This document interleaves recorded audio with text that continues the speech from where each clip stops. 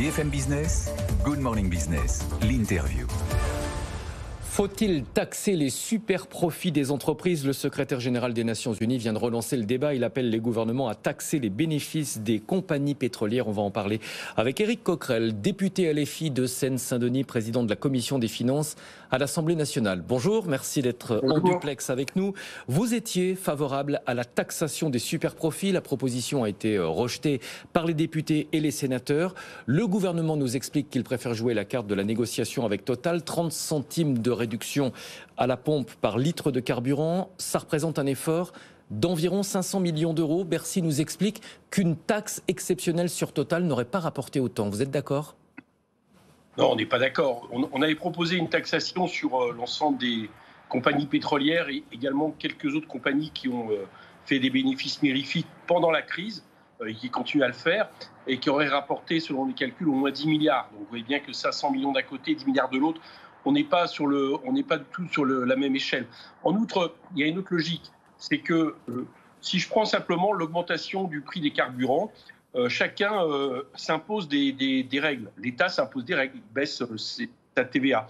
Il demande aux entreprises certaines règles, par exemple d'aider plus des salariés qui sont contraints d'utiliser leur voiture. Et les seuls finalement à qui on demande juste de l'aumône, à qui on ne demande aucune règle, c'est les grandes compagnies pétrolières, mais je pourrais élargir aux entreprises du CAC 40 qui, la plupart ont vu exploser leurs bénéfices tout en recevant des aides publiques de l'État, tout en leur distribuant une grande partie de ces bénéfices en dividendes et même l'an dernier en supprimant des emplois. Vous dites 10 milliards d'euros, on ne compare pas les mêmes chiffres. 500 millions d'euros, c'est ce que va coûter à Total la réduction des prix à la pompe. Quand vous parlez de 10 milliards, c'est ce que potentiellement une taxe pourrait rapporter si on taxait l'ensemble des surprofits et pas uniquement Total, attention.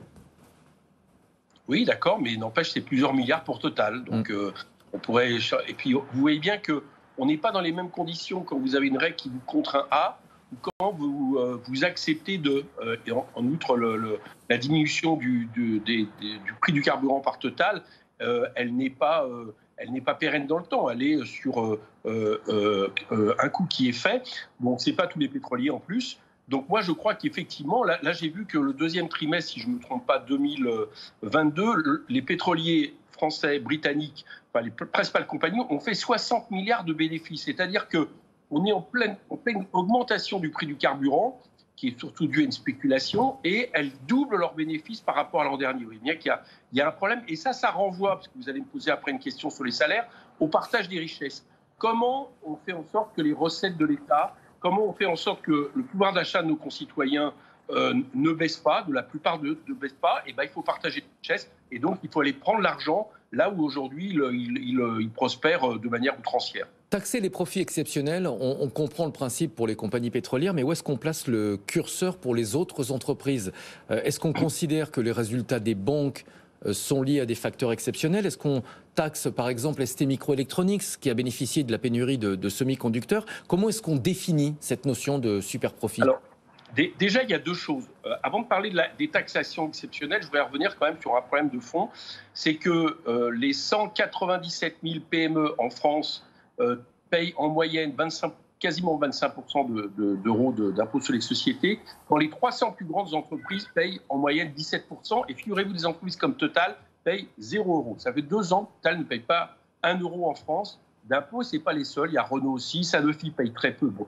Donc, on a déjà un problème global de justice, j'allais dire fiscale, par rapport à des entreprises qui font quand même beaucoup d'emplois en France et les PME, les TPE, et puis d'un autre côté, des très grosses entreprises qui redistribuent en plus une grosse partie de leurs bénéfices en dividendes. Après, en plus, se rajoute effectivement une taxation exceptionnelle qui est assez simple à mettre en place. Je ne vous donne pas les chiffres précisément, mais l'idée, c'était de voir qu'est-ce que ces entreprises, avant le Covid, faisaient comme bénéfices, versaient comme dividendes, qu'est-ce qu'elles ont fait pendant et depuis le Covid en bénéficiant des aides de l'État. Donc on fait un prorata, on regarde si elles ont fait des bénéfices vraiment très importants pendant le Covid, eh bien on les taxe en fonction de cette augmentation de bénéfices. Mais avec ce risque, avec ce raisonnement, le risque c'est de s'attaquer à la hausse des profits tout court. Est-ce qu'on peut empêcher les entreprises de faire des bénéfices? On sait très bien que si on limite les bénéfices, ça aura un impact sur l'emploi, sur l'investissement, sur notre attractivité. Il y a une réalité à laquelle on ne peut pas échapper, Éric Coquerel.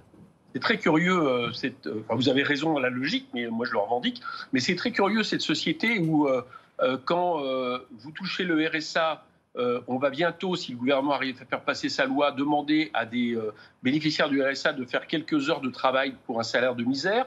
Quand vous êtes chômeur, on va vous demander d'avoir moins d'indemnités. Et par contre, à l'autre bout de l'échelle, les entreprises qui font des bénéfices, je vous rappelle quand même qu'ils sont adossés sur le travail des gens, on ne font pas du bénéfice comme ça, c'est pas né de n'importe où, eh bien elles, on n'y touche jamais. Il y a une contradiction. Et il y a une contradiction qui est insupportable pour une bonne raison, c'est que on voit que nous avons affaire à un dérèglement climatique d'ampleur. Chaque année, malheureusement, il est probable qu'on ait des événements qui mobilisent les services de l'État, mobilisent les collectivités, mobilisent la solidarité nationale. On a eu le Covid, là on vient d'avoir des incendies, on peut craindre que véritablement ce soit nécessaire. Dans ces cas-là, il faut que chacun participe à l'effort. Et si vous ne partagez pas les richesses, si vous n'allez pas chercher l'argent là où il est le plus, eh bien on n'y arrivera pas, il n'y aura pas suffisamment de recettes. Et c'est exactement ce que l'État nous propose, de baisser les recettes de l'État au moment où on en a besoin justement face à ces dérèglements climatiques. On a souvent tendance en France à vouloir taxer les bénéfices quand ils sont exceptionnels a priori. Mais est-ce que ça marche dans le sens inverse? Société Générale, par exemple, a annoncé hier matin une perte trimestrielle d'1,5 milliard d'euros. C'est lié à la Russie. On ne va pas aller aider Société Générale qui pourtant est victime de ce contexte. On a l'habitude en France. Je fais remarquer que là, la taxation exceptionnelle sur les pétroliers se fait en Espagne, en Italie, en Angleterre, que l'ONU, vous l'avez dit tout à l'heure, appelle à taxer les pétroliers. Donc je n'ai pas l'impression qu'on soit les champions du monde de la taxation, contrairement à ce que dit le gouvernement. On a même depuis 5 ans eu énormément de baisses d'impôts sur les sociétés, beaucoup d'exonérations sans aucune contrepartie. C'est ce sur quoi nous insistons. Encore une fois, on a le propre de ce que nous vivons depuis 30 ans, et là c'est accéléré avec Emmanuel Macron, c'est que dans la production nationale, la production nationale, ce qu'on appelle la valeur ajoutée, c'est-à-dire ce que produisent les entreprises, la part de cette valeur a sans arrêt été déportée vers le capital au détriment du travail. Or, le problème, c'est que si vous faites ça, eh bien, à un moment donné, chacun comprendra, vous avez un problème de consommation populaire, un problème de pouvoir d'achat, donc un problème aussi de ce qui fait fonctionner l'économie, c'est-à-dire ce que les gens achètent. Bon, et là, on est un peu à la limite du système. À quoi sert, par exemple, au-delà d'apparaître plus compétitif, mais à quoi sert de surenchérir des gens qui ont déjà suffisamment? Vous savez qu'il y a 5 personnes en France possèdent l'équivalent de patrimoine de 27 millions d'autres personnes. C'est du jamais vu. À quoi leur sert cet argent mobilisé et à quoi servirait-il au nom de l'intérêt général? C'est ça la question qui est à se poser, et non pas le fait de se dire bon, bah, tant mieux, les entreprises font toujours plus de bénéfices, distribuent toujours plus en dividendes et le monde va bien comme ça. Eric... Moi, je crois que nous n'avons plus les moyens du coût du capital. Voilà la réalité. Elle n'est pas seulement en France, mais elle est aussi en France. Éric Coquerel, vous parliez du RSA il y a quelques minutes. Est-ce qu'il faut instaurer une contrepartie au versement de certains minima sociaux? Le gouvernement s'apprête à lancer une expérimentation dans une dizaine de départements. Quelques heures de travail ou de formation chaque semaine en échange du RSA. L'idée, c'est d'aider ces personnes à retrouver le chemin de l'emploi. Non, je crois que c'est une mauvaise solution pour 2 raisons. D'abord, pour ces personnes, il n'y a pas de raison que des gens soient sous-payés avec un salaire de misère parce qu'ils sont encore plus pauvres et plus déshérités. Et puis, deuxièmement, pour tout le monde. Parce que si vous commencez à entériner l'idée que vous pouvez travailler pour très peu d'argent, chacun comprendra que vous entraînez du coup le coût du travail toujours plus bas. Voilà, c'est un problème.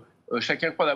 Si vous êtes payé dans une entreprise pour faire un travail donné, ou dans une fonction publique ou une collectivité, on vous paye au niveau décidé soit par le niveau du SMIC, soit par les négociations salariales. Et si à côté de vous, quelqu'un fait ce travail obligé pour vraiment très peu d'argent, vous comprendrez que chacun, à un moment donné, le travail perd en valeur en réalité. Donc je pense que c'est vraiment pas une bonne solution, pas seulement pour les gens qui touchent le RSA, mais pour tout le monde. L'argument du gouvernement quand même, et les chiffres le confirment, c'est que le RSA n'aide pas à retrouver un travail. Et ça, on est d'accord sur ce constat. Le problème, c'est qu'il faudrait, contrairement à ce que dit le gouvernement, il faudrait du travail. Voilà, avant tout pour trouver du travail.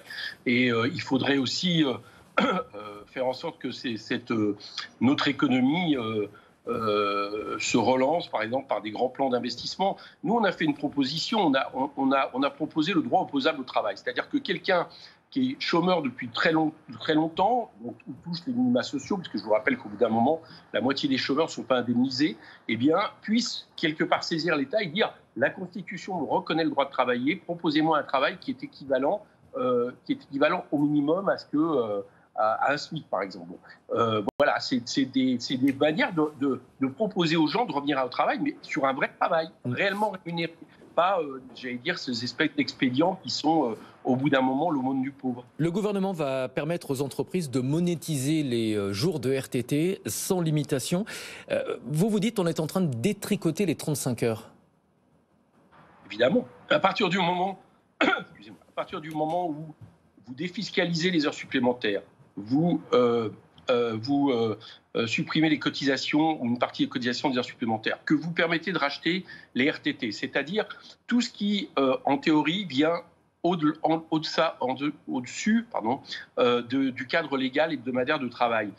Vous les favorisez. Et donc, à partir de là, si je suis chef d'entreprise demain, j'aurai plus tendance à payer en heures supplémentaires un salarié, puisque ce sera défiscalisé, puisque il y aura des exonérations, ou alors à racheter les RTT de ce salarié plutôt que d'embaucher quelqu'un qui, lui, aura un salaire avec les cotisations normales. Donc déjà, premier problème. Deuxième problème, moi je crois que la question, c'est d'augmenter les salaires nominaux. C'est pas de forcer les gens à travailler plus pour gagner plus. Aujourd'hui, les salaires sont trop bas en France, c'est ça la réalité. Et ce que je reproche le plus à ce gouvernement et à son projet de loi de finances rectificatif sur lequel nous allons nous exprimer tout à l'heure, c'est qu'il fait tout pour que les salaires soient augmentés. C'est ça la réalité, pour que le prix du travail baisse. Je ne suis pas d'accord avec le... Mais comment est-ce qu'on augmente les salaires sans alimenter l'inflation ? On sait très bien que si on relève tous les salaires de 7, 8, 9% pour coller à l'inflation, ça va rapidement être absorbé par la hausse des prix. Je vous fais déjà observer que l'inflation, il n'y a pas de l'augmentation des salaires. Là. Elle vient du renchérissement des matières premières, de l'énergie, du dérèglement du système, du système financier international. C'est ça d'où vient l'inflation, principalement. Mais Éric Coquerel, si je vous augmente aujourd'hui de 8%, votre boulanger demain va se dire « je peux augmenter ma baguette de 8% parce que Éric Coquerel a les moyens de payer 8% de plus ». Idem pour votre loyer si vous êtes locataire, idem pour tout ce qui constitue les dépenses de la vie courante. On sait très bien que c'est un mécanisme de l'inflation. Si on augmente tous les salaires, très rapidement, c'est mangé par l'inflation. D'accord. Donc, vous pensez, vous, que c'est normal que les salariés perdent de l'argent chaque année? Non, je ne pense pas. Je vous pose juste la question. Comment est-ce qu'on augmente les salaires de manière générale? Ce qui est quand même étonnant, c'est que l'inflation, je viens de vous le dire, que nous subissons actuellement ne vient pas de l'augmentation des salaires. Et on dit que la conséquence, c'est que c'est les salariés qui doivent payer. Ben, moi, je ne pense pas, justement. Je crois que, il faudrait rapidement intervenir sur l'inflation. Je vous donne un exemple pour intervenir sur l'inflation qui est contradictoire avec ce que fait le gouvernement. Pratiquement la moitié de l'inflation, pas tout à fait, mais la moitié de l'inflation vient du renchérissement de l'énergie. Pour qu'on arrive à ne pas être sujet à cet renchérissement de l'énergie qui vient de la spéculation, il faut développer notre autonomie énergétique. Il faut développer une sobriété énergétique. Donc, il faut un grand plan de bifurcation écologique. Et le moment est venu d'investir de l'État, ce que l'État ne fait pas. Ça, c'est une manière de lutter contre cette inflation provoquée par le renchérissement de l'énergie ou des matières premières. La deuxième question qui se pose, c'est que les salariés ne peuvent pas être les seuls qui quelque part, payent l'inflation. Parce que vous remarquerez, on parlait tout à l'heure des revenus du capital, là, il n'y a pas de problème. Personne ne se pose la question de revenus du capital qui explosent. Est-ce que, par hasard, ça alimenterait l'inflation? Eh ben, moi, je pense que ça alimente l'inflation, la manière dont les dividendes explosent dans le monde. Donc, ce n'est pas les salariés qui doivent le subir. Les salariés, on doit faire en sorte qu'ils ne subissent pas l'inflation et on verra comment juguler l'inflation après.